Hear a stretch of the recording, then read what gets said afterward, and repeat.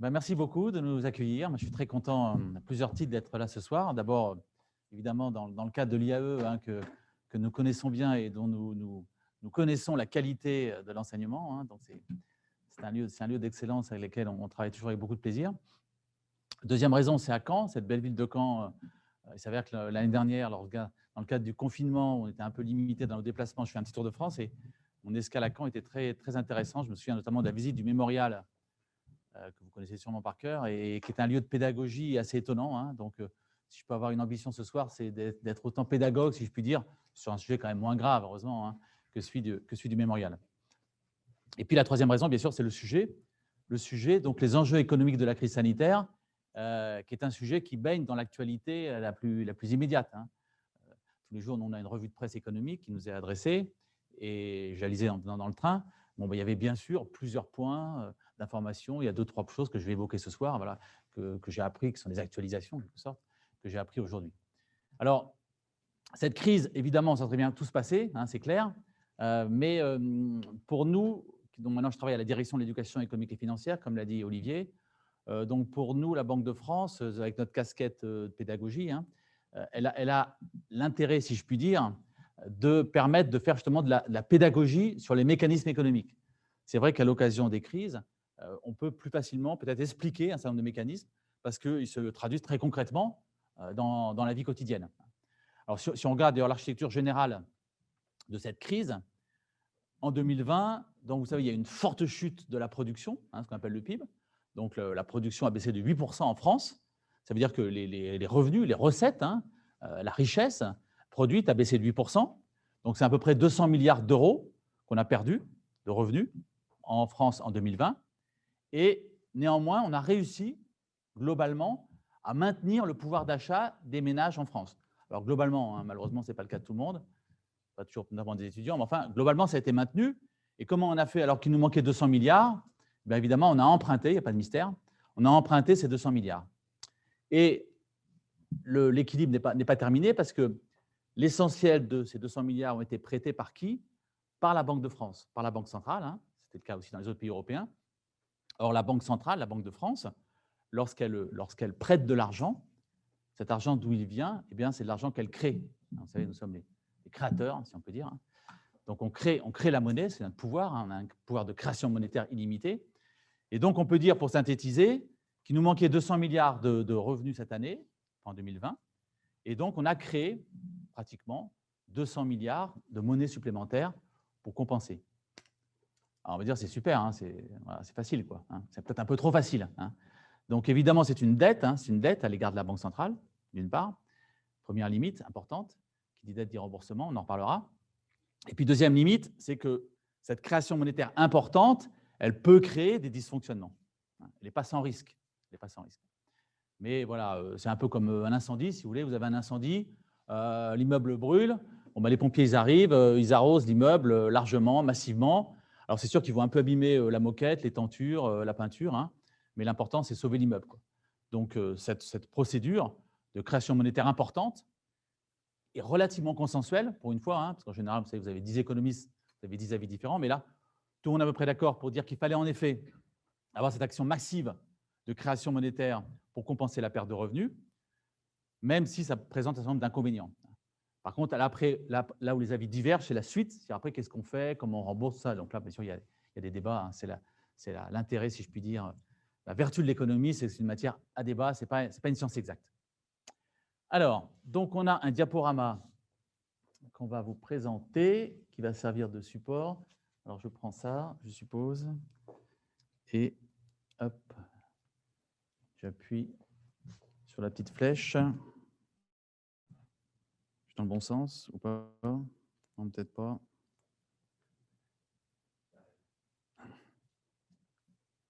Alors, pendant que le diaporama se met en place, dans cette crise, pour terminer sur la présentation un peu générale, c'est vrai qu'il y a plein de choses un peu extraordinaires qui sont intervenues.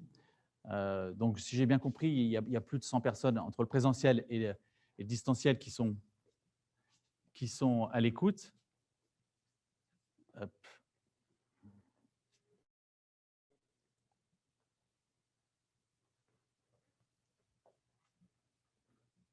Mettre plus près, peut-être.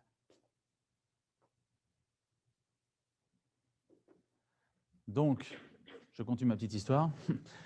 Plus de 100 personnes. Alors, 100 personnes, donc ça veut dire que parmi toutes les personnes qui nous écoutent, il y en a probablement une, au moins, même plus, il y a, je crois, près de 200 personnes, qui a acheté une machine à coudre en 2020. Alors, je ne sais pas si parmi vous c'est le cas ou dans votre famille. Hein.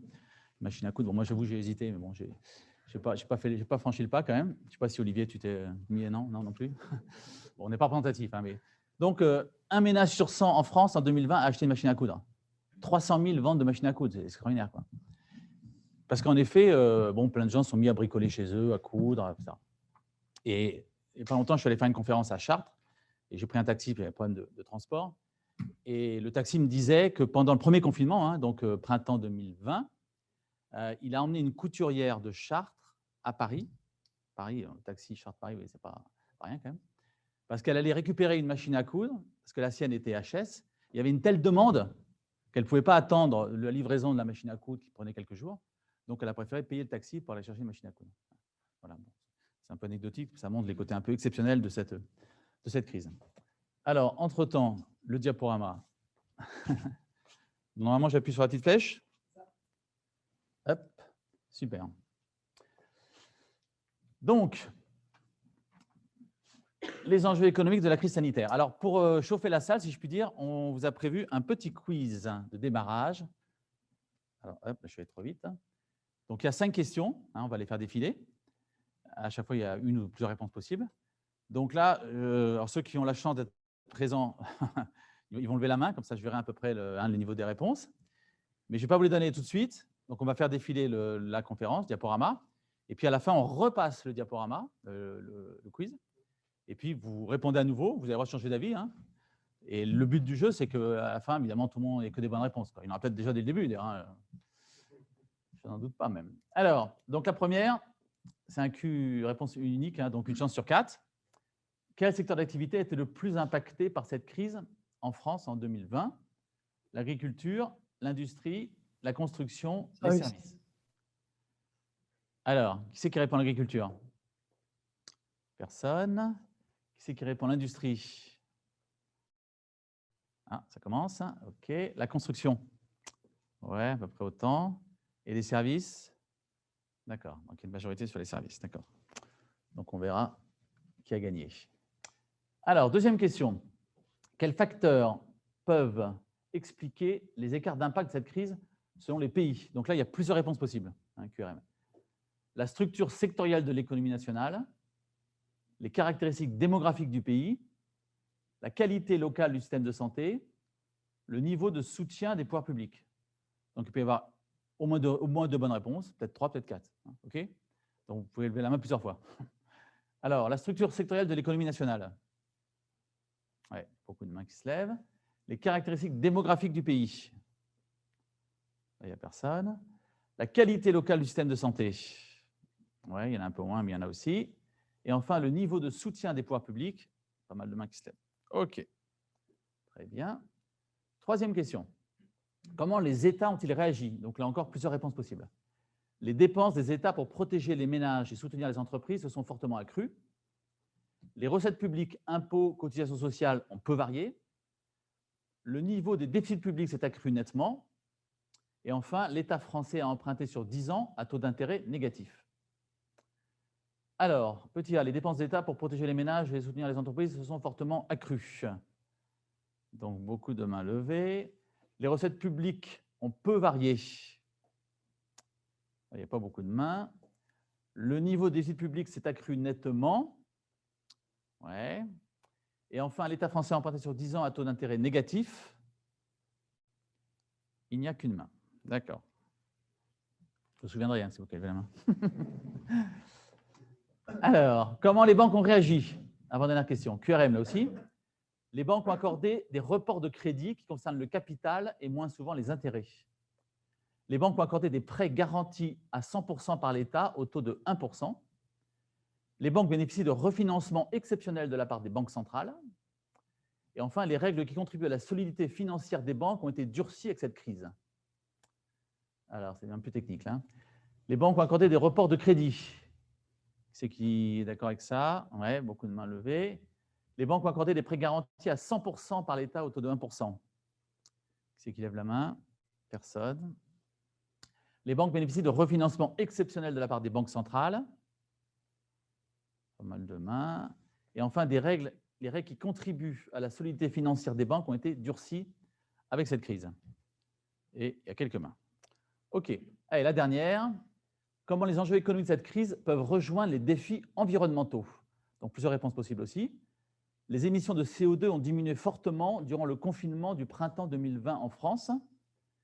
L'expérience de la précédente crise économique de 2009 montre que les émissions de CO2 reculent l'année suivante en 2010. 3. Le déclenchement de la crise sanitaire a provoqué une hausse du prix du pétrole.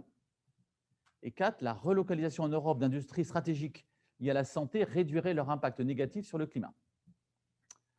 Alors, les émissions de CO2 ont diminué fortement durant le confinement du printemps 2020. Oui, beaucoup de mains levées. L'expérience de la précédente crise de 2009 montre que les émissions de CO2 reculent l'année suivante en 2010. Qui c'est qui lève la main? Personne. Le déclenchement de la crise sanitaire a provoqué une hausse du prix du pétrole.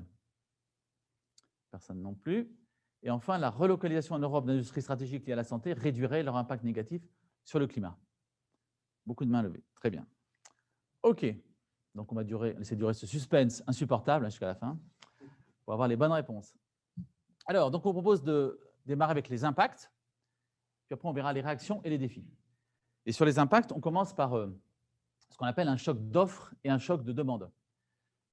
Alors, la dernière crise de 2009, il y a 10 ans, vous étiez très jeune, vous n'êtes pas encore très sensibilisé à ces questions-là, mais c'était plus une crise de la demande. La demande qui était pénalisée parce que les ménages étaient ruinés par des prêts, ce qu'on appelle les prêts subprimes, donc ils n'arrivaient pas à rembourser. Donc, c'est plus la demande qui fléchissait. Là, ce qui est original, c'est qu'on a à la fois la demande et l'offre qui sont impactées. Bon, pour ce qui est de l'offre, c'est quoi? C'est-à-dire que les entreprises sont entravées. Alors, pourquoi elles sont entravées? Parce que les chantiers, bien sûr, les usines ont dû fermer dans un premier temps. Je me souviens, nous, dans nos enquêtes de conjoncture qu'on réalise dans les succursales, comme Olivier le fait à Caen, au mois d'avril, on interrogeait les entreprises, les chantiers, par exemple, un bâtiment, ils avaient tout arrêté. Ils ne savaient pas si on avait le droit de continuer ou pas, on n'avait pas encore les masques. Donc là, carrément, arrêt des lieux de production. Les entreprises sont entravées aussi parce qu'elles ont des problèmes d'approvisionnement. Parce qu'il y a toute la chaîne d'approvisionnement. Une entreprise automobile, par exemple, elle a besoin d'avoir les demi-produits qui arrivent dans des délais très courts. Vous savez qu'il y a très peu de stock pour des raisons de coût. Donc, si en amont, celle qui fabrique les portières, l'usine est arrêtée, évidemment, la fin de l'assemblage de la voiture est compromise. Et puis, en face de ça, choc de demande. Donc là, c'est la consommation qui est freinée pour plusieurs raisons. Bien sûr, les personnes qui sont mises au chômage partiel, même s'il y a une compensation de revenus, on en reparlera, elles ont quand même perdu une partie de leurs revenus, donc elles ont moins de capacité à consommer, bien sûr. Un deuxième élément, c'est bien sûr la fermeture des lieux, donc les bars, restaurants. Alors maintenant, c'est fini depuis mercredi. J'espère que vous êtes précipités tous. Mais pendant un certain temps, on n'avait pas le choix. On n'allait pas au cinéma, on n'allait pas au resto. L'incertitude aussi, c'est très important, parce qu'en économie, la confiance est toujours un élément moteur de l'activité. Et si vous êtes inquiet sur l'avenir, ce qui peut se justifier, encore plus il y a quelques mois, eh bien évidemment, vous allez restreindre votre consommation, vous allez épargner par prudence pour faire face éventuellement à des secousses à venir. Et puis, qui concerne moins de personnes, la chute des marchés boursiers, qui entraîne une baisse, au moins dans un premier temps, en tout cas c'était le cas, une baisse donc de votre patrimoine, même si c'est du potentiel. Tant que vous n'avez pas vendu, vous n'avez pas perdu, comme on dit, mais vous êtes moins riche potentiellement, et donc ça peut vous inciter là aussi à moins consommer. C'est plus vrai aux États-Unis, où la moitié des ménages ont des investissements boursiers, des placements boursiers, alors qu'en France, ce taux est beaucoup plus faible. Voilà, donc choc d'offre et choc de demande. Alors, c'est intéressant de faire un petit focus sur l'inflation. L'inflation, d'abord parce que nous, la Banque de France, c'est notre mission principale, assurer la stabilité des prix. Ensuite, parce qu'il y a beaucoup de fantasmes sur l'inflation. Quand on fait des enquêtes, on les fait régulièrement, nous, auprès du grand public, et on demande aux gens, à votre avis, quel était le niveau des prix moyens à la consommation cette année ou l'année précédente. Il y a toujours une surestimation. On pourrait faire un test, mais à votre avis, l'an dernier, par exemple, l'an dernier, on profitez qu'il y ait un peu de présentiel, l'an dernier en France, c'était quoi le taux d'inflation moyen des prix à la consommation? Allez, vous allez avoir de répondre même avec le masque. Oui, bon, il y en a un qui est très fort, c'est bien, bravo. Donc là, évidemment, il a cassé mes effets parce que j'attendais ce que vous disiez 2-3%. Donc 0,5 en effet. Mais ça prouve que vous êtes bien, vous avez une bonne culture économique, bravo. Parce que si on fait un micro-trottoir, on va en faire justement pour la manifestation dont parlait tout à l'heure Olivier, la Banque de France à votre écoute, vous verrez dans le micro-trottoir, les gens ils disent plutôt 2%, 3%.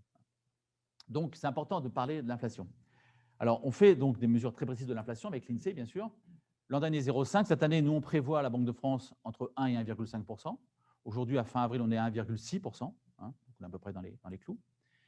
Mais c'est vrai que la crise, c'est aussi l'occasion de voir comment fonctionne l'inflation. Donc, vous avez peut-être vu dans vos cours qu'on dit souvent qu'il y a soit une inflation par la demande, soit une inflation par les coûts. Donc, la demande, si c'est la demande qui augmente, si l'offre en face ne peut pas suivre, évidemment, l'offre, les commerçants en profitent pour augmenter leur prix. Ça, c'est ce qu'on appelle l'inflation par la demande. Et puis, l'inflation par les coûts, c'est quand il y a un élément du coût, par exemple le pétrole ou les salaires, qui augmente, et ça joue bien sûr sur l'ensemble des coûts. En période de crise, on a par définition, on l'a vu, une contraction de la demande, une demande qui est affaiblie. Donc, il y a plutôt au contraire une pression à la baisse sur les prix, puisque la demande est plutôt faible. Hein. Donc, ça tire plutôt les prix à la baisse. Hein. Mais il peut y avoir des éléments contradictoires qui influent. Par exemple, en 2020, en avril 2020, si vous achetiez des produits frais, hein, je ne doute pas, des fruits et des légumes, hein, c'est important pour la santé, donc au moins 5 par jour. Donc, les fruits et légumes frais, en avril 2020, ils ont augmenté de plus de 10%, les prix, plus de 10%. Parce que justement, il y a eu tout d'un coup une demande très forte sur ce produit-là, peut-être pour compenser justement le confinement, le fait d'être enfermé chez soi, donc on a envie de produits frais. Donc l'offre en a profité pour augmenter ses prix, parce qu'il n'y a pas notamment, à l'agriculture, on ne peut pas du jour au lendemain augmenter de 15% la production de fraises, par exemple, ça ne s'improvise pas. Donc, on a eu un petit problème pour mesurer l'inflation en 2020, parce qu'en fait, on mesure l'inflation en fonction du panier de consommateurs, du panier de consommation des ménages. Donc, on sait que, par exemple, pour l'alimentation, que les ménages français, en moyenne, dépensent 18% de leur consommation pour se nourrir. 18%. Ça, c'est la moyenne. Hein. C'était la moyenne en 2019. Mais en avril 2020, on est monté de 18% à 36%. On a doublé. Parce qu'on n'allait plus au ciné, on n'allait plus au resto. Bon, il y avait d'autres dépenses qu'on ne peut plus faire. Et donc, on a compensé en dépensant beaucoup plus pour l'alimentation. Et nous, comme on avait toujours évidemment ce pourcentage de 18%, c'est vrai qu'on a un peu sous-estimé, en avril 2020 et pendant quelques mois, la hausse des prix. Alors, à la fin de l'année, je vous rassure, l'écart, c'est de 0,2. Donc, probablement, le 0,5 que vous avez cité est peut-être plus proche de 0,7. Hein, donc, ça ne change pas non plus l'ordre de grandeur. Hein. Mais ça montre que, voilà, que la crise impacte aussi la mesure de l'inflation, parce qu'il faut adapter aux nouvelles structures de consommation des ménages. Alors, le deuxième impact très fort de cette crise, c'est la différenciation selon les secteurs d'activité. Et ça, c'est peut-être la caractéristique la plus forte de cette crise. C'est qu'elle a touché les secteurs d'activité de manière très différente, et vous le savez bien, selon que vous êtes dans un secteur d'activité qui nécessite du relationnel, de la convivialité, évidemment, qui dit relationnel dit possibilité de transmettre le virus, donc vous êtes pénalisé. Alors que la crise de 2008, par exemple, elle avait touché un peu tous les secteurs pareillement. Là, il y a vraiment de très grandes différences. Donc l'agriculture peut impacter, parce que vous pouvez à la limite courir à nu dans la forêt si vous le voulez, enfin, ce n'est pas conseillé, mais par contre, il y a un truc qu'on ne peut pas éviter, c'est vous nourrir. Hein. Donc l'agriculture, assez logiquement, ils ont été très peu impactés par la crise, et même, on l'a vu, pour certains produits frais, ils ont même été favorisés. On a vu, par exemple, une recrudescence de la demande de circuits courts. Alors, on ne sait pas si ça va durer, mais ça a été le cas en 2020. Donc, agriculture, secteur pas pénalisé par la crise. Industrie et construction, au début, c'était compliqué, parce qu'ils n'avaient pas de règles, ils ne savaient pas qu'est-ce qu'on pouvait faire, il n'y a pas de masque, comme je l'ai dit tout à l'heure. Mais rapidement, ils se sont organisés, et dès la rentrée de septembre, ils avaient quasiment retrouvé leur niveau d'activité normale. Par contre, au sein des services, bien sûr, tout ce qui touche à la convivialité, au relationnel, hôtellerie, restauration, vous le savez bien, ont été fortement impactés. Premier confinement et deuxième confinement encore, la restauration, par exemple, deuxième confinement en novembre, ils perdaient 80% de leur activité, quand même, c'est énorme. Hein. Alors certes, ils faisaient le click and collect, donc vous n'aviez pas d'excuse pour ne pas organiser, par exemple, un repas d'amoureux, mesdames et messieurs, puisque vous pouviez faire un click and collect, et par exemple, les restos étoilés, c'était l'occasion de les tester, parce qu'ils étaient un peu moins chers. Ils vous livraient un plat, voilà. Je fais ça pour le 14 février, pensez-y pour l'année prochaine. Ça c'est les petits avantages du confinement. Donc, grande différence d'impact selon les secteurs. Alors, la France, on l'a dit, moins 8%. C'est énorme, 8%. C'est un mois, un mois d'activité. Vous voyez qu'il y a 10 ans, la crise de 2008-2009, c'était moins 2,9. Donc, c'était presque 3 fois moins. Donc, vraiment, c'est une crise historique. Même la crise de 29, alors, crise de 29, c'est plus important, bien sûr, moins 15%, mais c'est étalé sur 3 ans. Donc, si on fait une moyenne annuelle, même la crise de 29, à la limite, elle peut paraître moins importante. Bon, fort heureusement, la grande différence par rapport à la crise de 29 et même par rapport à la crise de 2008, c'est qu'on a beaucoup évolué sur les réactions. On a beaucoup progressé. Hein. C'est dans le bon sens. Hein. Et donc, en effet, la compensation que j'évoquais tout à l'heure, elle n'a pas existé il y a 10 ans et n'en parlant pas en 1929, il y a 20 ans. Alors, moins 8%, c'est beaucoup, avec des grosses différences par trimestre. Donc, évidemment, premier trimestre, confinement à partir de mars. Deuxième trimestre, grosse chute. Troisième trimestre, donc vous vous souvenez, on a libéré les vannes au mois de mai, il y a 1 an. Et là, par contre, il y a eu une explosion d'activité. Troisième trimestre, c'est plus 19% d'activité l'an dernier en France, plus 19%. Énorme. Donc, on espère bien que ça va partir là aussi. Hein. Ça, c'est encourageant. Hein. C'est-à-dire qu'on a l'impression que voilà, si on lâche les freins, il y a des chances qu'il y ait une envie d'activité. Hein. Alors, 2021, donc on prévoit 5,5%, la Banque de France, hein, c'est la prévision, autour de 5% de croissance. Donc, c'est une forte croissance. Là aussi, ce sera la plus forte croissance qu'on ait connue depuis bien longtemps, bien sûr. Une des plus fortes d'Europe, d'ailleurs, hein, mais évidemment qui compense en partie la décroissance de 2020. Alors, ce qui est intéressant à cette occasion-là, c'est de voir, et là aussi on profite de la crise pour faire un peu de la pédagogie, de voir quels sont les moteurs de l'activité, les moteurs de la croissance. Il y en a 3, hein, consommation, investissement, exportation.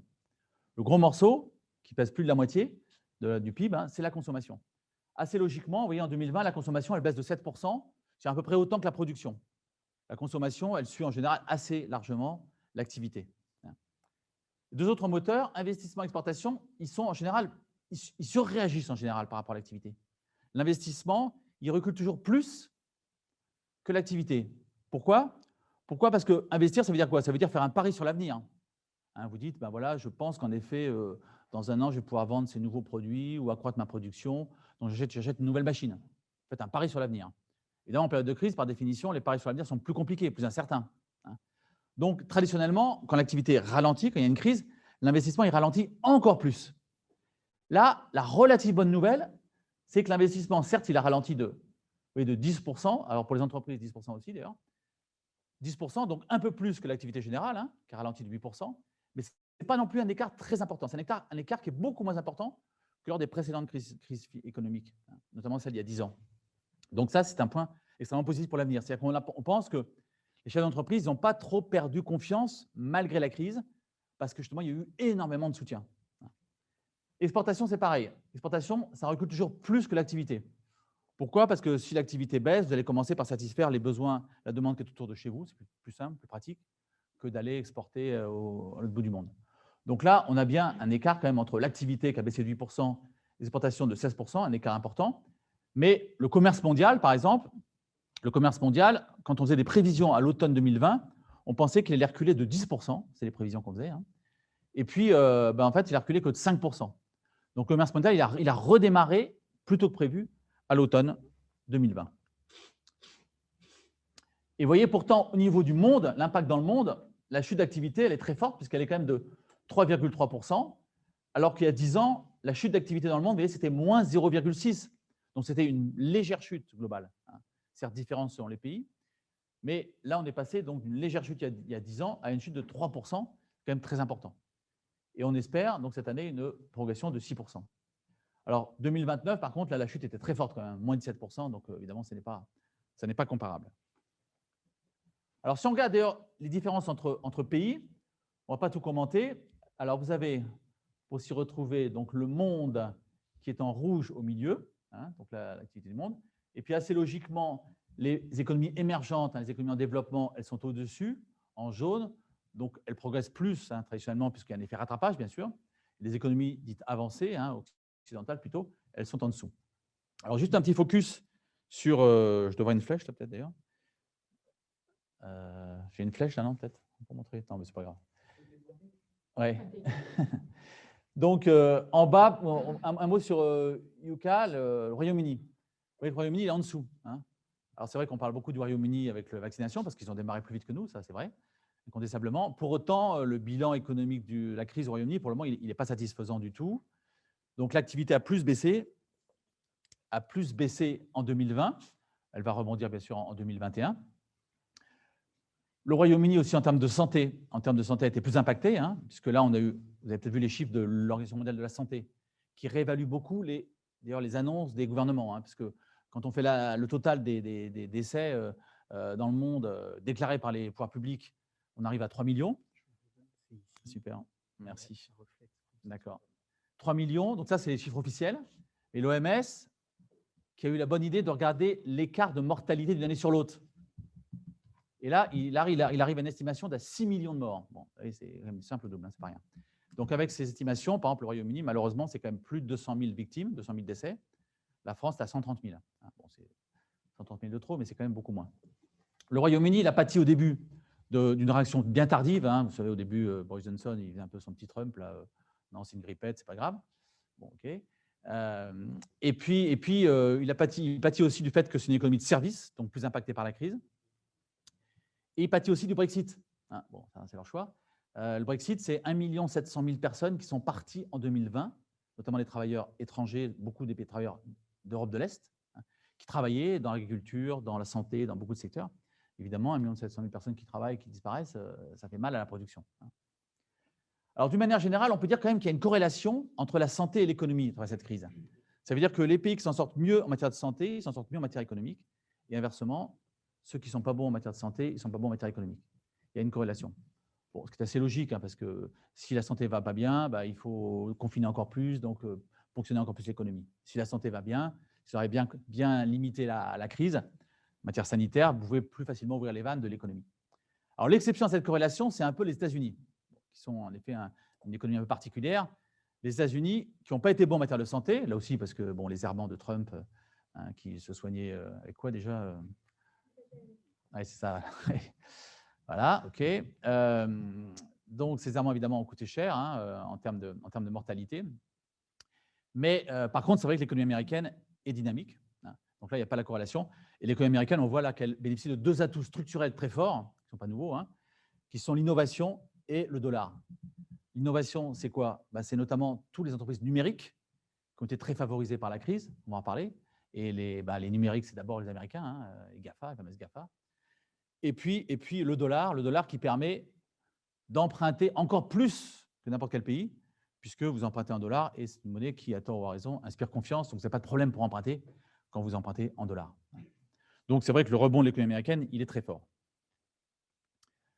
Alors, la France, vous voyez, elle est en bleu. Donc, on voit qu'elle a un peu plus chuté que la moyenne européenne, mais elle devrait compenser en augmentant un peu plus cette année en 2021. En tout cas, c'est notre prévision. Bon, la France, là aussi, on a des atouts et des handicaps pendant cette crise, hein, comme tout le monde. Bon, les handicaps, c'est quoi? C'est aussi le poids des services, notamment du tourisme, bien sûr. Le tourisme, on sait, est fortement impacté. Hein. Le tourisme, qui normalement est un facteur de croissance forte, hein, très porteur, hein, en période normale. Hein. On peut espérer que ça va revenir.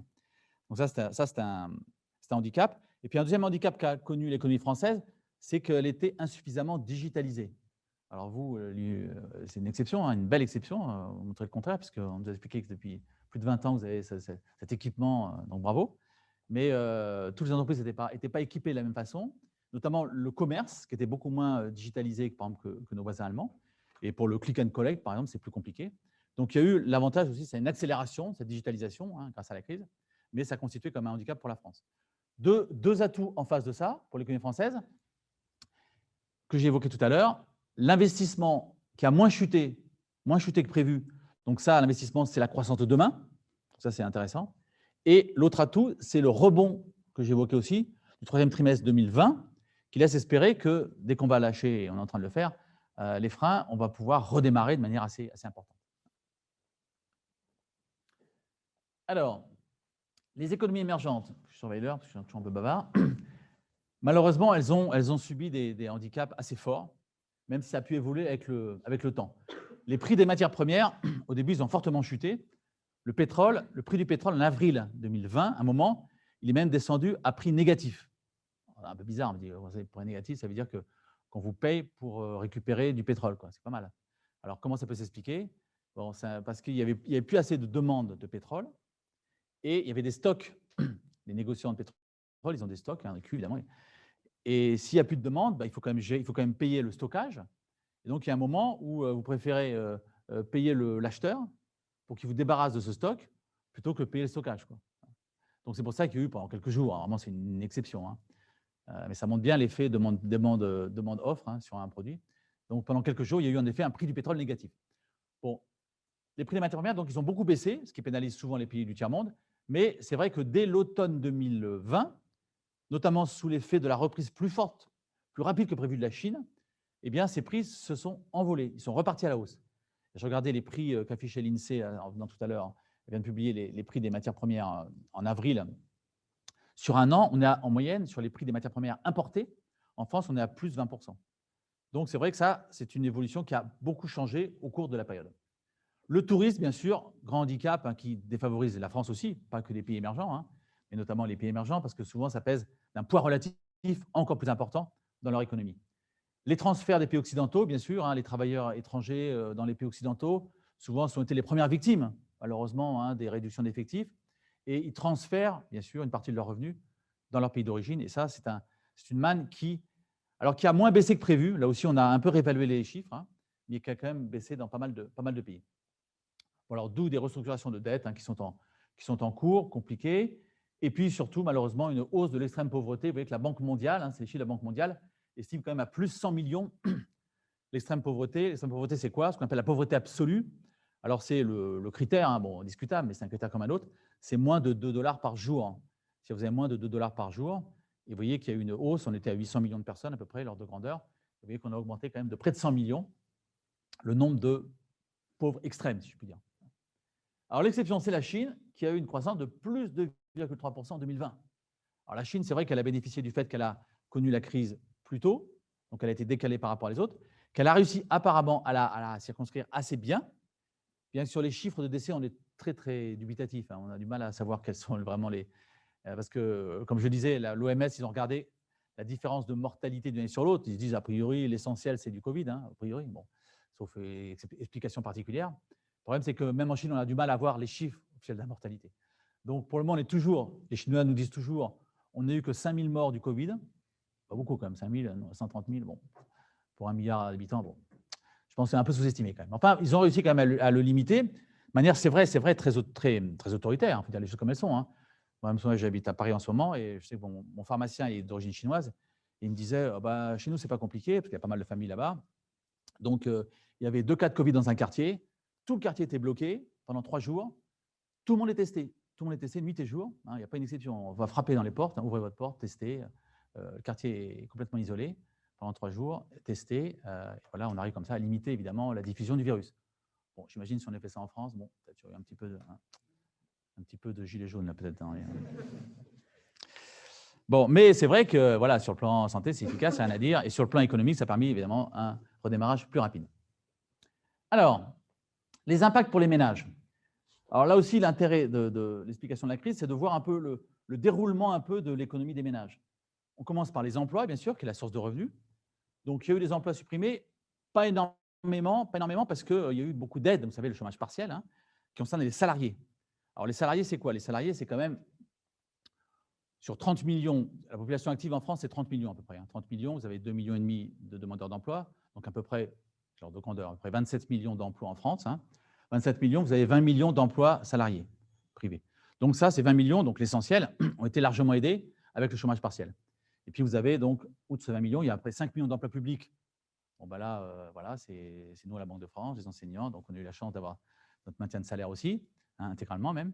Et puis à peu près 3 millions d'emplois non salariés. Et c'est eux, surtout malheureusement, qui ont souffert, parce que même s'il y a eu des aides, ça ne compensait pas nécessairement la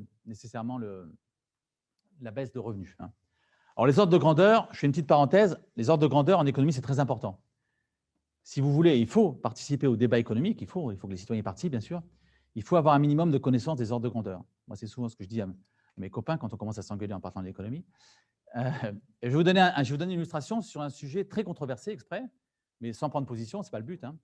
C'est celui de l'ISF, la baisse de l'ISF, décidée il y a 3 ans, donc l'impôt sur la fortune. Donc, on est passé de 5 milliards à 2 milliards en maintenant l'impôt juste sur la propriété immobilière. Alors donc, on a baissé de 3 milliards.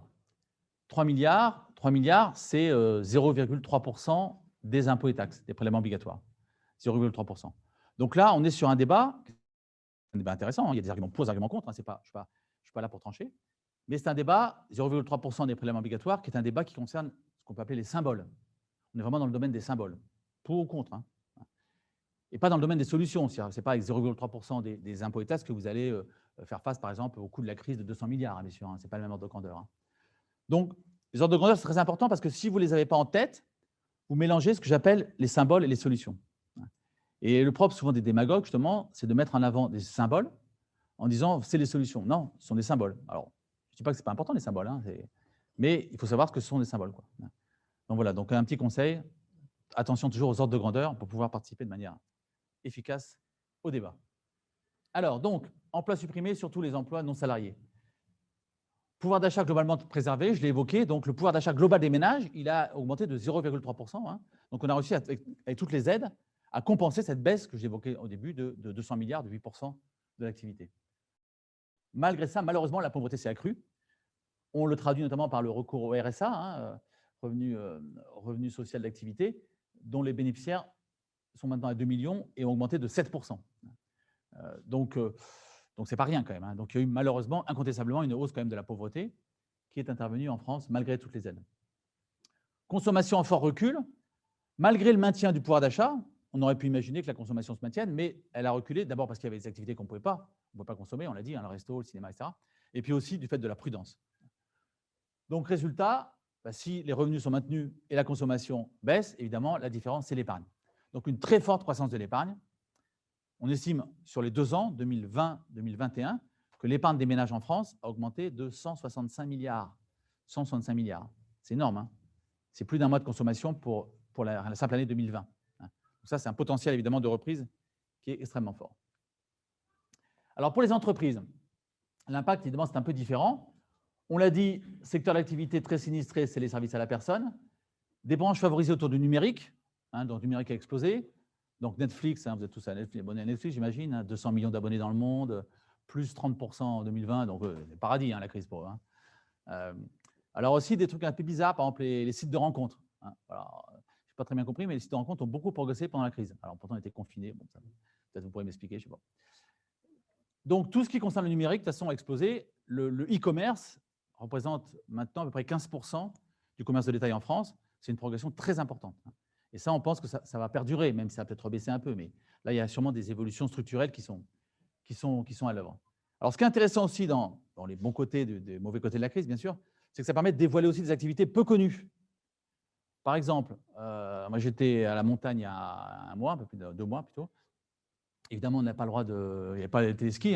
Donc, les courageux, ils montaient à pied avec leur ski sur le dos. Enfin, ce n'est pas mon truc. Je suis un peu feignant. Et donc, je cherchais d'autres activités. Par exemple, j'ai découvert un truc, vous connaissez peut-être, ça s'appelle le fat bike. Le fat bike, vous connaissez? Donc, c'est des vélos avec des très grosses roues. À l'origine, c'était fait pour rouler sur le sable. Et ça a été adapté à la neige. Alors là, en plus, il y a une petite assistance électrique, parce que quand on monte la neige… Ouais. Mais c'est super, c'est génial. Et bon, j'ai découvert ça. Ils étaient pleins, craqués. Ils étaient réservés de 8h du matin à 6h du soir. Et je suis sûr que l'année prochaine, si je refais du ski, j'espère un peu plus classiquement, je pense que j'irai quand même encore faire du fat bike. Donc voilà, la crise, c'est aussi l'occasion pour des activités peu connues d'émerger, de se faire connaître et peut-être de perdurer dans les années qui viennent. Alors, l'endettement, bien sûr, pour sauver les entreprises, qu'est-ce qu'on a fait? On leur a prêté beaucoup d'argent. On leur a prêté beaucoup d'argent, les fameux prêts garantis par l'État, qui étaient des prêts à 0,5%, pas 1%, et qui étaient garantis à 90% par l'État, pas à 100%. Donc, très important. Donc, résultat, vous voyez que le crédit bancaire aux entreprises en 2020 a augmenté de 13%. Et pour les PME, les petites et moyennes entreprises, le crédit bancaire aux PME en 2020 a augmenté de 20%. Donc, on les a sauvés grâce à ça, en leur prêtant beaucoup d'argent. Mais après, évidemment, il y a la suite. Bon. Et puis, forte création de micro-entreprises. Donc, ça n'a pas découragé les créateurs, tant mieux, il y en a peut-être parmi vous, actuels ou potentiels. Donc, il y a eu toujours beaucoup de création d'entreprises en France. Alors, après avoir vu les impacts, on va donc évoquer les réactions. Alors, j'en profite pour dire que vous pouvez poser des questions. C'est vrai qu'on ne l'a pas dit au début. Au fil de l'eau, en chat, voire oralement. Ça ne me dérange pas d'être interrompu pour répondre à des questions. N'hésitez pas. Il y aura une partie questions à la fin de, bien sûr, l'exposé. Mais voilà, vous pouvez intervenir. Si vous n'êtes pas d'accord, vous avez le droit. L'économie, ce n'est pas une science exacte, je l'ai dit. Donc, il y a matière à débat. Donc, vous pouvez très bien ne pas être d'accord ou compléter ce que j'évoque. Alors, première réaction, bien sûr, premier acteur à réagir, c'est les États. Parce que les États, c'est les seuls qui ont une capacité d'endettement, parce que c'est l'endettement, on l'a évoqué, pour faire face à la crise. Et qu'est-ce qu'ils font avec cet endettement? ils protègent les ménages en maintenant leurs revenus et ils préservent les entreprises en assurant leur trésorerie. Alors, les dispositifs, ils sont classiques, hein, enfin classiques, pas tant que ça d'ailleurs. L'activité partielle, hein, qui subventionne les salaires, par exemple, c'est un truc qu'on n'avait pas mis au point lors de la précédente crise il y a 10 ans. Les Allemands l'avaient fait, hein, et ils avaient raison, mais nous, voilà, on ne l'avait pas fait. Hein. Et grâce à ça, là, on l'a mis en place tout de suite, bah, grâce à ça, on a sauvé beaucoup plus les emplois, bien sûr. Hein. Donc, l'impact en termes d'emploi, c'est impressionnant, ça, je ne l'ai pas encore évoqué, mais donc, on a dit 8% de baisse d'activité, 8%. Hein. Donc, en bonne logique, on aurait pu dire, si on était dans une société ultra-libérale, hein, ou sans intervention de l'État, bah, il y aurait pu avoir 8% de perte d'emploi. 8%. Alors, j'ai dit, il y a pratiquement 30 millions d'emplois en France, j'ai dit tout à l'heure. Hein. Donc, 8%, vous voyez, ça fait à peu près 2 millions et demi d'emplois. On aurait pu, si on avait tout laissé faire, hein, heureusement, ce n'était pas comme en 1929, par exemple, hein, on aurait pu perdre plus de 2 millions d'emplois en 2020 en France. Or, on n'a perdu que, si je puis dire, 300 000 emplois. C'est toujours 300 000 emplois de trop, bien sûr. On n'a perdu que 300 000 emplois, donc que 1% du nombre d'emplois, alors que l'activité a baissé de 8%. Grâce justement à cette activité importante de soutien, hein, de subvention de l'emploi au travers de l'activité partielle. Soutenir les foyers modestes avec des allocations sociales exceptionnelles. Donc, il y a un certain nombre de choses. Il y a des débats là aussi. Par exemple, vous, les jeunes, il y a le fameux débat sur le RSA jeune. Hein. Donc, il y a des économistes qui sont pour, d'autres qui sont contre. Bon, il y a matière à débat. En tout cas, c'est un vrai sujet important. Parce que c'est vrai que c'est probablement un des points faibles peut-être du soutien. C'est une partie de la jeunesse, notamment ceux qui avaient des petits boulots, notamment les étudiants. Et beaucoup de ces petits boulots ont disparu. Donc, c'est vrai qu'on a vu une paupérisation, hein, malheureusement, quand même, d'une partie du monde étudiant qui est quand même un souci. Pour les entreprises, donc, c'est quoi? Assurer leur trésorerie, bah, des subventions, hein, fameux fonds de solidarité, des prêts bancaires, on l'a évoqué, les fameux prêts bancaires garantis par l'État. Donc là, ces prêts bancaires garantis par l'État, ça a concerné quand même plus de 600 000 entreprises en France et 130 milliards d'euros, somme considérable. Et on verra que la Banque de France va surveiller ça de près. Et puis, des reports d'impôts, bien sûr, de charges sociales pour les entreprises. Alors, le total, bien sûr, c'est forte hausse des dépenses publiques. Et en face, les recettes publiques, elles ont baissé parce qu'elles baissent mécaniquement dès que l'activité baisse. S'il y a moins d'activité, il y a moins de consommation, il y a moins de TVA. Vous avez moins de revenus, encore que ce n'est pas trop le cas. Donc, il n'y a pas eu comme il n'y a pas eu une baisse globale des revenus, il n'y a pas eu une baisse de l'impôt sur le revenu. Mais par exemple, l'impôt sur les sociétés, bien sûr, il a baissé parce qu'il y avait moins de bénéfices de sociétés. Hein. Donc, mécaniquement, les impôts baissent avec l'activité. Donc, hausse des dépenses, baisse des recettes, les déficits ont explosé. Donc, en France, on est passé à près de 3% de déficit en 2019 à 9%, 3 fois plus, en 2020. Donc, très important, bien sûr. Alors, les comparaisons entre les États sont un peu compliquées, entre, par exemple, les États-Unis et l'Europe. C'est vrai qu'on dit beaucoup que Biden il a ouvert les vannes, c'est impressionnant. Hein. C'est vrai, mais en même temps, en 2020, par exemple, le soutien public des États américains est comparable en fait au soutien public en Europe. Alors qu'en apparence, quand on regarde les chiffres, les montants alloués, ils sont plus importants aux États-Unis. Mais l'explication, c'est quoi? C'est qu'en Europe, et notamment en France, on a ce qu'on appelle des stabilisateurs automatiques qui sont liés à notre niveau bien plus élevé de protection sociale. Ça veut dire quoi? Ça veut dire qu'automatiquement, en France, si vous perdez votre emploi, vous avez des allocations chômage, vous avez des aides diverses qu'il n'y a pas aux États-Unis.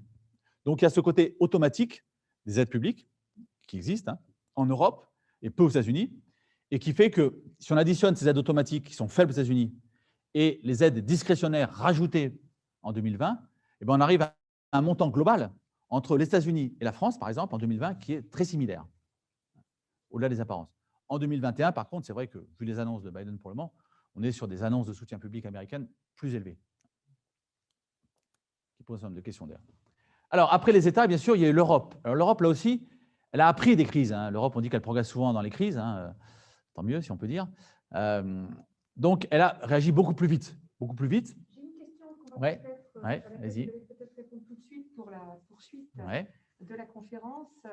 Un internaute vous demande, quand vous parlez des emplois conservés, est-ce que vous comptabilisez aussi tous les petits emplois précaires, saisonniers? Non, justement, c'est vrai que ceux qui ont disparu, malheureusement, ce sont en effet ces emplois précaires. Ceux qui ont été préservés, c'est les emplois salariés, hein, presque intégralement grâce au chômage partiel, les emplois publics, bien sûr, mais en effet, les 3 millions de non-salariés, dont les emplois, en partie les emplois précaires, c'est eux qui ont souffert, et c'est là où malheureusement, en effet, on a eu une perte, hein, Donc, je viens de dire, il y a eu des pertes d'emplois malheureusement. Et c'est vrai que c'est là où s'est focalisé le surcroît de pauvreté notamment. C'est des trous dans la raquette, comme on dit, qui sont problématiques. Alors, donc l'Europe a réagi beaucoup mieux qu'il y a 10 ans. Alors, les aides d'urgence, je vais te passer, parce que le plus intéressant, c'est les aides structurelles, décidées en juillet 2020. Vous vous souvenez, après des longues négociations, c'est compliqué. Il y avait les frugaux, les pays frugaux. Notre gouverneur, il a dit les pays radins. Alors, comme il le dit, moi je répète. Donc voilà, radin, j'aurais posé. Bon, c'est vrai qu'ils ont fait des efforts particuliers, peut-être plus que d'autres, qui sont un peu réticents à l'égard de cette solidarité, qui pourtant nous paraît tout à fait essentielle. Et là, il y a vraiment une révolution culturelle, institutionnelle qui est arrivée en Europe avec la décision donc d'emprunter ensemble 750 milliards d'euros, c'est pas rien, et après de le reprêter, en gros moitié sous forme de dons, subventions, et moitié sous forme de prêts, à un taux très intéressant, aux pays qui en ont le plus besoin. Ce n'est pas en fonction de la population, de prorata, de l'économie, tout ça, non. Vous en avez plus besoin, vous avez plus d'argent. Donc l'Italie, par exemple, l'Italie, l'Espagne, la Pologne vont récupérer pratiquement la moitié de ces fonds. L'Italie va récupérer presque 200 milliards d'euros. La France, quand elle a moins besoin, 40 milliards. Bon. Donc, c'est vraiment un acte de solidarité, qui est quand même très intéressant. Et le remboursement, là aussi, nouveauté historique, c'est qu'on a décidé que le remboursement se ferait par la réalisation de ressources propres. La mise en œuvre de ressources propres, nouvelles, qui seront quoi? Qui pourraient être, alors, il faut que ça soit mis en œuvre, après, il faut que ça soit voté par le Parlement. Bon, c'est le projet, c'est le projet de la Commission. Qui serait notamment une taxe carbone aux frontières de l'Europe, qui est, la plupart des économistes en sont d'accord, un moyen efficace quand même pour réduire les impacts environnementaux. Taxe carbone, fameuses taxes sur les GAFA, et là on avance bien grâce à Biden. Et puis aussi éventuellement une taxe sur les transactions financières. Donc voilà, donc nouveaux prélèvements européens qui permettraient de rembourser ces emprunts sur une durée très longue. On est sur 20, 30, 40 ans. Donc une vraie avancée intéressante. Et avec des priorités, il ne s'agit pas qu'après, quand on file 200 milliards à l'Italie, il ne s'agit pas qu'avec ça, elle subventionne le charbon, par exemple. Ça serait ridicule dans le contexte actuel. Donc, il y a des contraintes très fortes. L'environnement doit représenter 37% des fonds alloués par l'Europe. 37%. La digitalisation, 20%. Bon, puis après, il y a d'autres secteurs, mais évidemment, il ne s'agit pas d'aller à l'encontre des priorités aujourd'hui qui sont les priorités notamment liées à l'environnement. Alors, l'autre acteur important avec l'État et l'Europe, c'est les banques centrales. C'est vraiment le duo État-Banque centrale. Parce qu'on l'a dit, en fait, pour pallier à la crise, les États ont emprunté. L'État français, donc, il a emprunté à peu près 200 milliards en 2020. Mais s'il n'avait pas eu les banques centrales, qu'est-ce qu'il aurait pu faire pour emprunter ces 200 milliards? Il serait allé voir les épargnants, donc peut-être pas vous êtes un peu jeune pour avoir encore beaucoup d'épargne, mais aux familles, aux amis, il aurait dit, voilà, qui veut nous prêter 200 milliards? On trouve de l'épargne dans le monde, il y a beaucoup d'épargne dans le monde. Donc, ce n'est pas compliqué de trouver des gens pour prêter de l'argent. Le problème, c'est à quel taux ils vous prêtent. C'est ça la question importante. La Grèce, par exemple, vous savez, la crise grecque, il y a 10 ans, 2010, même en pleine crise grecque, ou plus fort de la crise grecque en 2010, la Grèce pouvait emprunter. Il y avait toujours des gens pour lui prêter de l'argent. Mais vous, on vous prête à 30%. Ouais, 30%, on est mort. Donc, voilà. Dans l'emprunt, ce qui est très important, l'emprunt public, surtout, ce qui est important, c'est le taux d'intérêt. C'est ça qui est important. Le montant, vous trouvez toujours. Donc là, ce qui est important quand les banques centrales sont intervenues, c'est que les banques centrales, elles ont créé de l'argent supplémentaire, je dis, elles ont créé de l'épargne supplémentaire, et donc elles ont fait baisser les taux d'intérêt jusqu'à 0%. Et l'an dernier, la France, elle a emprunté même à taux négatif. Donc ça, c'est super, parce qu'on a emprunté sur 10 ans, 20 ans, ça veut dire que ça ne va rien nous coûter pendant 10 ans, 20 ans en termes de taux d'intérêt. Et c'est bien grâce à cette action des banques centrales. Sinon, ça aurait coûté beaucoup plus cher en termes de taux d'intérêt. Par rapport à la crise précédente, 2009, 2010, où les banques centrales, notamment en Europe, ont mis beaucoup de temps à intervenir, il y a eu ce qu'on appelait la crise des dettes souveraines. L'Italie, par exemple, très concrètement, après la crise 2010, en 2012, l'Italie, elle a emprunté à 7%. L'État italien, 7%. Aujourd'hui, elle a emprunté à 1%. Alors, faites la différence. Emprunter à 1%, passer à 7%. Quand vous empruntez 200 milliards, ça fait 6% d'écart, vous voyez, 6% de 200 milliards, ça fait 12 milliards, je ne me trompe pas. 12 milliards d'intérêt sur l'année, la première année. L'année suivante, 12 milliards encore, 24. C'est énorme. Donc, grâce aux banques centrales, les États ont pu emprunter quasiment à zéro, enfin, très peu cher. Donc, c'est vraiment ce duo État-Banque centrale qui nous aide à réduire les effets de la crise, pas à les supprimer, bien sûr, mais en tout cas à les réduire. Alors, la Banque de France. La Banque de France, vous voyez, on est un peu le pompier de l'économie. Voilà, j'ai hésité à remettre la tenue de pompier. Et donc, le pompier de Caen, c'est Olivier. La Banque de France, bien sûr, elle a joué son rôle, comme les autres banques centrales, à prêter à l'État français, prêter aux banques, etc. Mais en plus, on a la chance d'avoir un super réseau de succursales, hein, une par département. Donc moi, en 2020, j'étais directeur à Reims, hein, au pays du Champagne. Alors, le champagne se porte mal aussi, donc n'hésitez pas à arrêter un peu la bière, buvez du champagne. C'est pas le même prix, je sais. Alors, je devais en amener, mais bon, en train, voilà, je n'ai pas osé. Donc, ce qu'on a fait, ce qu'on continue à faire, hein, dans les succursales, chacun de mes collègues directeurs, hein, moi, donc je suis depuis 1 an détaché à la direction d'éducation économique et financière, mais sinon je suis directeur de succursale depuis longtemps.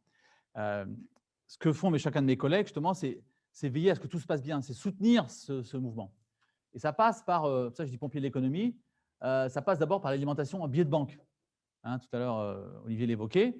Bon, bah, c'est vrai que ça paraît naturel, mais personne, à un moment, s'est inquiété de savoir s'il y avait bien, au plus fort du confinement en avril, une bonne alimentation des billets de banque dans les DAB. Ben oui, parce que les banques de France n'ont jamais fermé. Quand tout était fermé, sauf les agriculteurs, bien sûr, et puis les vendeurs de nourriture, il y avait la Banque de France et les banques d'ailleurs. Puis la santé, bien sûr. Donc à 20h, on applaudissait les soignants, pas encore la Banque de France, mais bon, ça ne saurait tarder. Donc c'est vrai que ça paraît anecdotique, mais ce n'est pas rien. Je me souviens, et Olivier a sûrement vécu aussi, notamment le 5 du mois, il y a les minima sociaux qui sont distribués aux populations les plus fragiles, qui sont des gens qui souvent n'ont pas de carte bancaire, bien sûr, donc récupèrent ces minima sociaux en liquide. Donc si on n'avait pas pu leur donner cet argent liquide qui leur permet de vivre, de survivre souvent, hein, ben, ça aurait été dramatique, quoi, hein. Donc le 4 avril, le premier mouvement, premier seuil, première échéance de délivrance de ces minima sociaux lors du confinement, ça a été quand même compliqué à organiser. On a parlé avec les différentes responsabilités responsables, notamment de sécurité. Bon, une opération qui s'est menée discrètement, mais qui s'est bien menée de manière efficace.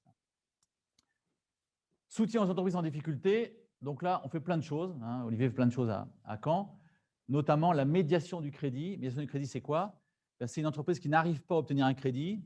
Elle vient à la Banque de France, et nous, service public gratuitement, bien sûr, on essaie de discuter avec sa banque qui a refusé le crédit pour obtenir un crédit. Donc, c'est de la médiation. Et avec les fameux prêts garantis par l'État que j'évoquais tout à l'heure, ben, on a beaucoup bossé, bien sûr. Même si ça s'est bien passé, les banquiers ont largement accordé ces prêts garantis par l'État. Mais il y avait toujours une partie qui était refusée. Donc, les entreprises viennent nous voir et on essaie d'en sauver. On en sauvait quand même la moitié encore. Donc là, c'est un de nos gros boulots, hein, chacun des directeurs, avec leurs équipes, bien sûr, de discuter avec les banques. Moi, je sais qu'à Reims, dès que la crise a commencé, dès qu'on a fait le confinement, je téléphonais au président de la Fédération des banques. Je lui ai dit, bon, il faut qu'on se réunisse toutes les semaines. Alors, pas physiquement, bien sûr, ça c'est sûr, c'est numérique, mais toutes les semaines, on avait une réunion, une visio, pour voir où ça en était, la distribution des crédits, les entreprises, qui avaient des problèmes, est-ce qu'il fallait les aider, quel secteur, le champagne notamment, qui avait des gros problèmes. Bon. Donc voilà, on a été très actifs pour jouer ce rôle de pompier, en appui, bien sûr, des pouvoirs publics. Avec les ménages, on s'occupe des ménages surendettés, on a continué, bien sûr, comme Olivier l'a évoqué. Et puis, l'éclairage de la conjoncture, puisqu'on interroge tous les mois des acteurs économiques pour suivre la conjoncture. Alors, les banques commerciales. Les banques commerciales. Alors, les banques commerciales, vous savez, c'est un peu le sang de l'économie, hein, l'argent, les banques. Hein, qui ne veut pas dire que les banques sont les vampires, attention, pas d'allusion perfide. Bien au contraire, même, on a dit parfois qu'il y a 10 ans, les banques, c'était un peu le problème, hein, avec la crise du subprime, c'était quand même des excès de certaines banques, notamment américaines. Là, les banques ont plutôt été la solution, parce qu'en effet, elles ont joué un super rôle, hein, et notamment dans la distribution de ces fameux prêts garantis par l'État, qui ont été très largement accordés pour aider les entreprises. Alors, c'est vrai que maintenant, il peut y avoir un risque d'augmentation des prêts non remboursés. La Banque publique d'investissement, il y a quelques jours, elle a fait une nouvelle estimation en pensant que 5% probablement de ces prêts garantis par l'État ne pourraient pas être remboursés. Bon, comme ils sont garantis par l'État à 90%, ça veut dire que c'est une charge pour l'État, bien sûr. Donc, elle a été en partie prévue dans le budget de l'État, hein, puisque les banques ne supporteront que 10% du non-remboursement. L'avantage, c'est que les banques pourront supporter, nous semble-t-il, ce petit non-remboursement, parce qu'elles sont beaucoup plus solides qu'il y a 10 ans. Hein, c'est aussi la conséquence positive de la crise financière d'il y a 10 ans, c'est qu'on a renforcé leur solidité, on a accru leurs fonds propres. Hein, les banques françaises, pratiquement, ont été obligées de doubler quasiment leurs fonds propres depuis 10 ans. Donc, elles peuvent plus facilement faire face à des difficultés. Voilà, donc si on synthétise les réactions, on voit qu'on a quand même, heureusement, bien appris par rapport à la crise de 2008-2009. Réaction beaucoup plus rapide, beaucoup plus massive. Pour les États, c'est l'activité partielle, c'est les plans de soutien.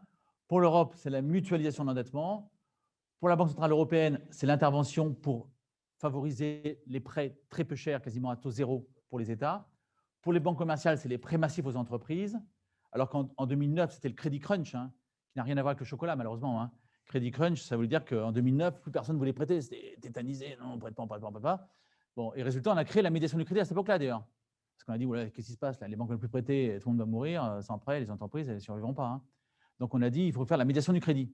Alors, le gouvernement a nommé un médiateur un peu médiatique, là, un expert comptable, Ricol, qui a dit, bon, super, j'y vais, top. Mais il a dit, bon, OK, mais c'est bien beau, mais moi, je suis à Paris, je ne vais pas aller faire les 100 000 entreprises de France. Donc, sur quel secteur, quel réseau je pourrais m'appuyer? Il a dit, la Banque de France, bien sûr, hein, puisque nous, on est sur le terrain, on connaît les entreprises, on connaît les banques. Et on nous a dit, vous allez devenir médiateur du crédit. Vous, directeur départemental à Caen, vous êtes médiateur du crédit. Je me souviens à l'époque, moi, j'étais en région parisienne, directeur à Montrouge. Pourtant, je suis plutôt optimiste de nature, mais j'y croyais pas. Hein. Je me dis, mais c'est quoi ce truc? Les banques ont refusé un crédit, pourquoi elles changeraient d'avis? C'est vrai. Hein. Je me suis trompé, tant mieux. Hein. Ça a bien marché. On a beaucoup aidé les entreprises. Et là, on a recommencé et on a bien aidé les entreprises. Donc, c'est une super idée, hein, qui fonctionne surtout en période de crise, bien sûr, mais qui est particulièrement utile. Entreprises, donc forte hétérogénéité, bien sûr, par rapport à la crise de 2009. Et puis, les ménages, donc, malgré le soutien financier, une très forte épargne, hein, beaucoup plus que la crise il y a 10 ans. Alors, on arrive à la deuxième partie. Je vois l'heure qui tourne, ça tombe bien. Quel défi? Alors, je propose 3 défis. Le premier, c'est l'endettement privé. Certes, on a sauvé les entreprises, leur trésorerie, mais la contrepartie, on l'a vu, c'est la forte croissance de l'endettement. Hein, les PME, j'ai dit croissance de 20% des crédits bancaires aux PME, hein, donc très important. Donc, les risques, c'est quoi? Les risques, c'est des faillites, des défauts de remboursement. Pour le moment, ce n'est pas le cas. Hein. Pour le moment, vous avez peut-être vu, il y a au contraire une baisse du nombre de faillites parce que justement, les aides sont encore suffisamment importantes.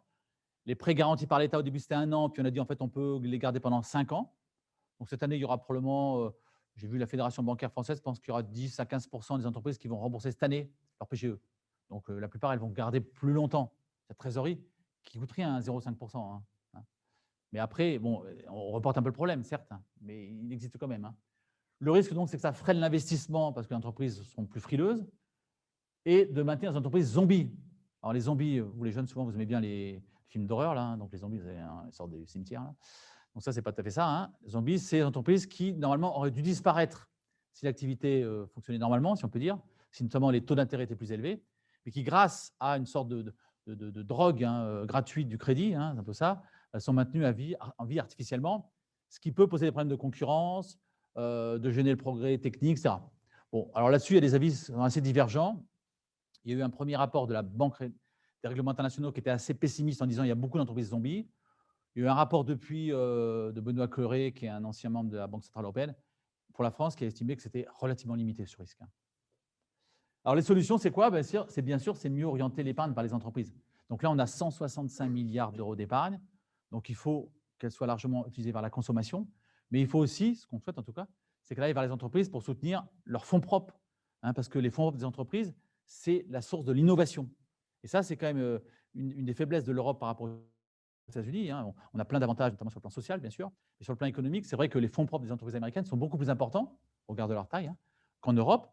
Et ça veut dire qu'elles ont plus de moyens pour investir, pour innover. Hein, parce que l'innovation, c'est risqué. Donc, ce n'est pas avec le crédit que vous allez innover. Vous innovez d'abord avec les fonds propres.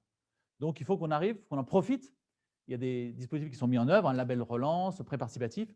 On en profite pour mieux orienter l'épargne des ménages, de ceux qui le souhaitent, bien sûr, vers les entreprises.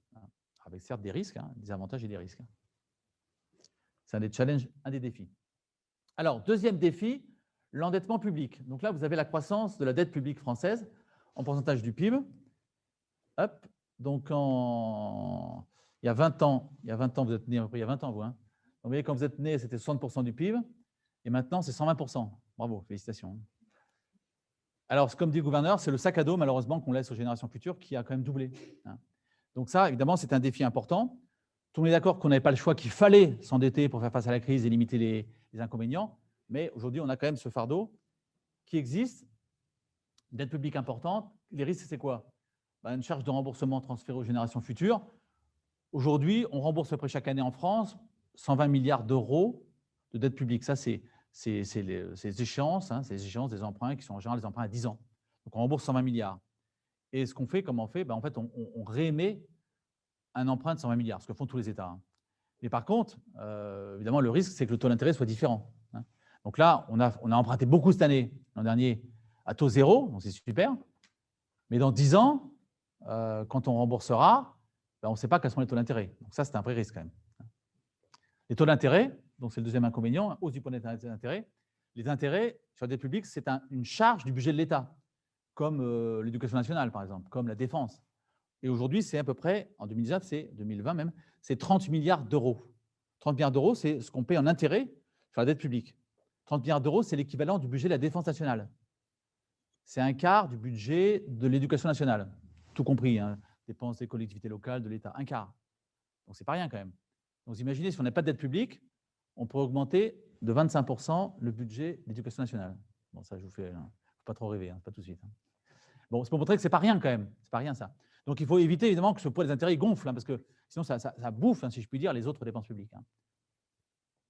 Et puis, un autre inconvénient, c'est la hausse des prix avec la création monétaire. Parce que j'ai dit, donc on a surtout emprunté à la Banque centrale, et donc la Banque centrale, elle a créé de l'argent. Alors, créer de l'argent, ce n'est pas sans inconvénient. Parce que l'argent, ça sert à quoi? L'argent, ça sert, la monnaie, ça sert à acheter des biens et des services. Donc, en bonne logique, il faut que le stock de monnaie, que vous ayez là, il augmente en même temps que le stock de ce que vous pouvez acheter dans un pays, le PIB.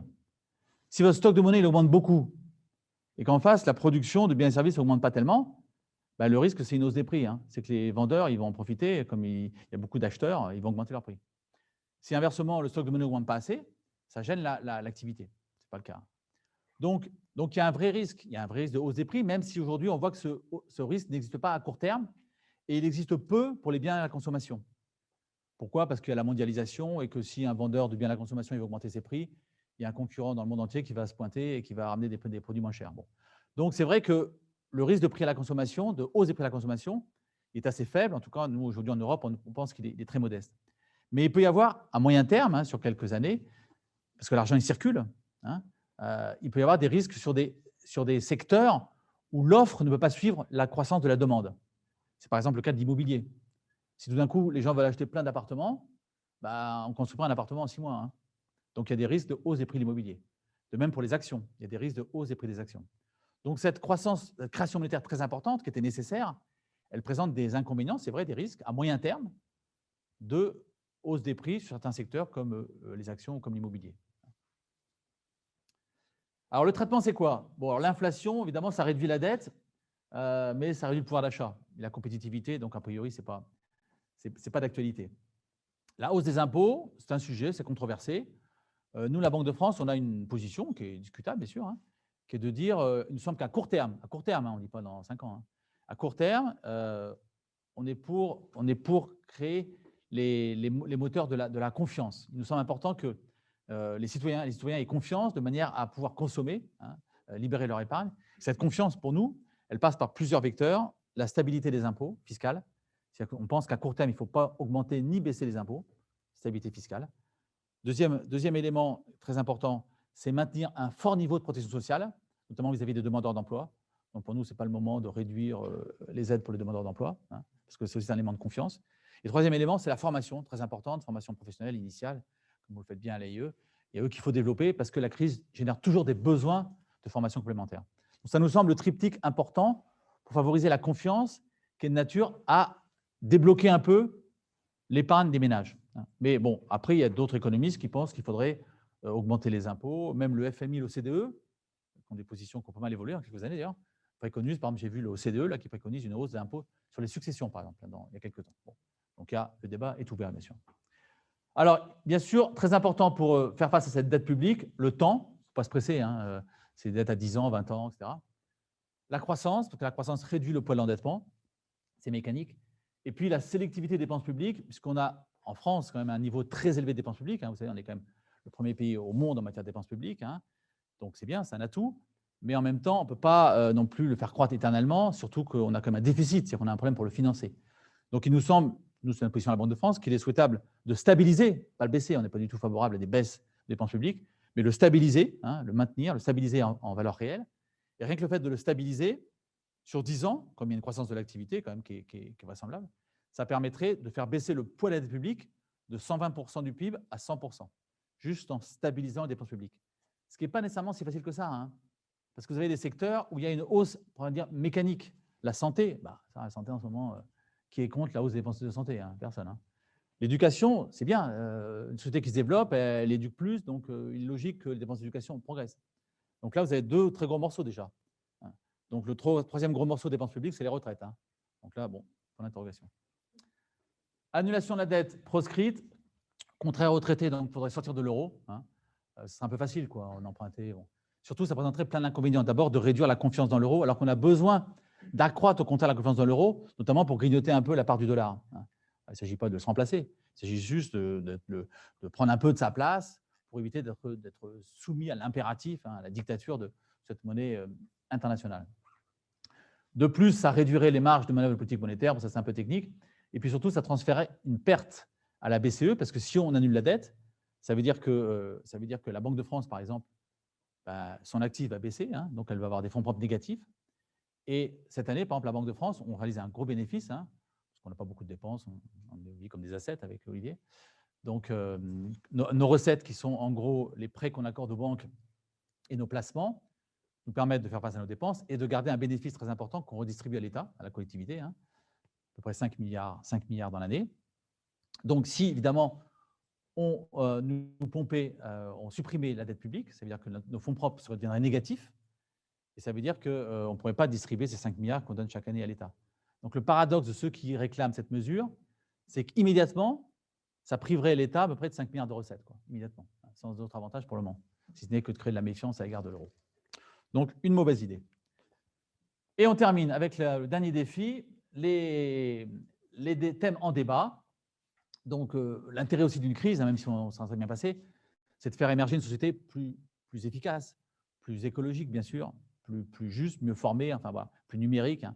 Donc là, il y a des thèmes qui sont assez consensuels. L'environnement, donc on l'a dit, c'est la priorité des plans de relance, 37% du plan de relance européen, 30% du plan de relance français. Donc ça, c'est évidemment une bonne chose. Digitalisation, donc aussi, c'est McKinsey, cabinet de conseil, qui estime que grâce à la crise, entre guillemets, on a gagné 7 ans dans la numérisation de la société. On voit que le télétravail et plein de trucs, alors vous étiez en avance, vous avez déjà 7 ans en avance. Donc, et ça c'est de la croissance potentielle, c'est du pouvoir d'achat potentiel. Donc ça, c'est plutôt une bonne chose. La mondialisation, alors question, on a vu avantages et inconvénients. Là, on a vu les limites quand on dépend des masques chinois. Les Chinois, moi, à Reims, il y avait un petit aéroport à Reims, ça s'appelle Vatry. Personne ne connaît un aéroport de Vatry.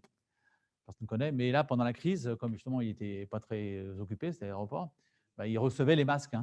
Donc, il y avait des camions, c'est impressionnant, quoi. Les Chinois ont exporté quand même 200 milliards de masques. 100 milliards de masques. Bon, alors les masques, peut-être qu'on peut les produire en France ou en Europe en tout cas. Et puis de même les produits, bon, il y a plein de produits de santé qu'on pourrait peut-être produire en Europe pour éviter ces risques de subordination auxquels s'ajoutent les problèmes environnementaux, bien sûr, de transport long. Et puis enfin, un thème très important, inégalité et formation. C'est vrai que la crise donne aussi l'occasion d'évoquer un certain nombre d'inégalités. Vous évoquez les emplois précaires. Donc c'est vrai qu'il y a des trous dans la raquette, même si on a un niveau de protection sociale élevé en France, il y a quand même des trous dans la raquette. Et il faut réfléchir pour essayer de les combler. Et c'est l'occasion, puisque la crise génère toujours des restructurations, donc des changements d'emploi, des changements de métier. Donc c'est l'occasion, bien sûr, d'accroître les efforts de formation pour faire face à ces mutations. Alors, donc conclusion, comment rebondir? Un moteur principal, la consommation avec l'épargne supplémentaire. Bien sûr, consommation responsable, ça va de soi. C'est l'objectif. 2 accélérateurs, l'État et l'Europe, avec les moyens qu'on a évoqués. Un double frein à gérer, la dette privée et la dette publique. Voilà, et maintenant, nous allons donc terminer avec le quiz qui revient. Mais vous êtes déjà bon, je dis, je suis impressionné par vos premières réponses. Donc, il y avait déjà beaucoup de bonnes réponses. Alors, quelle secteur d'activité a été le plus impacté? L'agriculture, personne ne répond. L'industrie, non. Construction, non. Services, oui, c'est en effet les services, notamment à l'intérieur des services, tout ce qui est restauration, événementiel, etc., hébergement. Quel facteur va expliquer les écarts d'impact de cette crise selon les pays? Alors là, structure sectorielle de l'économie nationale. Vous relevez la main pour voir là? Oui, donc en effet, on l'a vu, tourisme, par exemple, on est pénalisé si on a beaucoup de touristes. Caractéristiques démographiques, là, personne n'avait répondu. Vous ne répondez toujours pas, je ne l'ai pas évoqué, c'est vrai ça, mais on pense que c'est un élément. Ça explique notamment le fait que l'Afrique soit moins touchée parce que la population est plus jeune et plus résistante. Et on sait qu'une des caractéristiques de cette crise, c'est qu'elle touche beaucoup plus, vous savez, les seniors que les jeunes. Ça, c'est la plutôt bonne nouvelle, entre guillemets, quand même, par rapport par exemple, à la grippe espagnole, hein, que vous n'avez pas connue, moi non plus, mais il y a un siècle. Et donc, la grippe espagnole, elle touchait les jeunes, par contre, hein, en plus après la Première Guerre mondiale. Donc, évidemment, en termes d'impact pour l'économie, pour le dynamisme de la société, c'est quand même beaucoup plus dramatique. Donc, on pense que c'est un élément qui joue, même si on a du mal à le mesurer encore. Qualité locale du système de santé, ouais, bien sûr, ça paraît logique. Hein. Et niveau de soutien des pouvoirs publics, ça aussi, ça paraît quand même assez cohérent. Alors, comment les États ont-ils réagi? Dépenses d'État pour protéger les ménages, soutenir les entreprises sont fortement accrues. Bon, ouais, c'est obligatoire. Recettes publiques, on peut varier. Donc, je ne me souviens pas si vous avez levé la main ou pas, là. Oui, vous avez levé la main. Alors, en fait, elles ont varié parce qu'elles baissent mécaniquement du fait de l'activité, ce que j'évoquais tout à l'heure. Si l'activité baisse, moins de consommation, moins de TVA, moins de bénéfices de société, moins d'impôts sur la société. Donc, les recettes ont varié. Si cette réponse n'est pas bonne, hein. Les recettes publiques ont malheureusement fortement varié. Le niveau des publics s'est fortement accru. Oui, bien sûr. Et l'État français a emprunté sur 10 ans un taux d'intérêt négatif en 2020. Oui, voilà. Donc, en effet, c'était un peu en dessous de zéro. Hein. En moyenne, c'était même à moins 0,3%. Alors maintenant, c'est un peu remonté. On est à plus, je regardais ce matin, on est à plus 0,15%. Ça reste encore raisonnable. Comment les banques ont agi? Les banques ont accordé des reports de crédit. Donc là, vous êtes d'accord avec ça? Oui. Les banques ont accordé des prêts garantis à 100% par l'État au taux de 1%. Donc ça, c'était une question piège, hein, puisque c'est 90% au taux de 0,5. Bon, un peu perverse. Hein. Les banques ont bénéficié de refinancement exceptionnel. Oui, bien sûr, les banques centrales ont largement prêté, hein, c'est leur job aux banques commerciales. Et puis, les règles qui contribuent à la solidité financière ont été durcies. Non, au contraire, je ne l'ai pas évoqué, mais elles ont été légèrement assouplies, peu, mais légèrement assouplies, pour justement donner plus de latitude aux banques dans leurs prêts aux entreprises et aux particuliers. Et puis enfin, les enjeux économiques liés à la crise, aux défis environnementaux. Les émissions de CO2 ont diminué fortement durant le confinement de printemps. Ben oui, en France, ils ont diminué de 30%. Hein, on voyait les animaux, hein, les biches qui venaient, dans le parc de la mairie quasiment. Enfin, j'ai un peu, mais enfin, on entendait les oiseaux, un truc bizarre. Et en 2020, globalement, les émissions de CO2 ont baissé dans le monde de 7%. Hein, 7%, mais enfin bon, c'est pas non plus idéal, Donc, il faudrait qu'on arrive à les faire baisser sans avoir besoin d'arrêter toute l'activité. L'expérience de la crise, pas de mystère. Hein. En 2009 aussi, ça avait baissé, mais en 2010, c'est reparti. Hein. Donc, c'est pour ça que cette année, ça repart d'ailleurs, pour le moment, les émissions de CO2. Déclenchement de la crise sanitaire, hausse du prix du pétrole, non. Au début, ça a au contraire provoqué un effondrement du prix du pétrole. C'est vrai qu'il est reparti, hein, comme je l'ai dit, comme les prix des matières premières à l'automne 2020. Et puis, relocalisation, ça réduirait l'impact négatif sur le climat. Oui, bien sûr, parce que ça crée moins de transport, hein, donc c'est un élément positif pour l'environnement. Voilà, écoutez, on a terminé donc l'exposé. J'étais un peu bavard. Merci beaucoup de votre attention, participation.